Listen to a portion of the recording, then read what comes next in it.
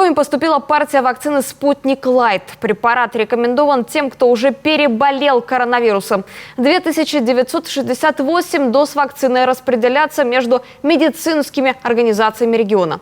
Вакцина «Спутник Лайт» является однокомпонентной. Ей рекомендуется прививаться по истечению 6 месяцев после перенесенного заболевания. По сравнению с двухкомпонентным «Спутником Ви», этот препарат содержит облегченный состав вакцины, что позволяет быстрее сформировать защитный иммунитет. При этом срок действия полученных антител, по данным производителей, также сокращен. Напомню, «Спутник Лайт» – 4-я отечественная вакцина от коронавируса, получившая официальную регистрацию в России. Помимо «Спутника Лайт» и «Спутника Ви», который одобрен более чем в 60 странах, Минздрав Российской Федерации разрешил использовать препараты «Эпивак Корона» и «Ковивак».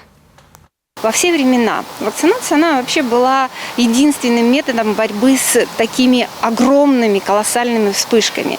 Да, если мы говорили об индивидуальной какой-то вакцинации, которая сейчас есть, это там ротавирусная инфекция, ветряная оспа, они не глобальны в плане нагрузки на медицину. А сейчас, когда мы закрываем массу стационаров, когда мы не можем оказывать другую помощь, потому что эти больные нуждаются в госпитализации. Добавлю, по информации с сайта stopcoronavirus.rf, за прошедшие сутки в Коми зарегистрировано 278 новых случаев заражения COVID-19. 91 пациент выздоровел, 7 скончалось. С начала пандемии жертвами болезни стали уже 1180 человек.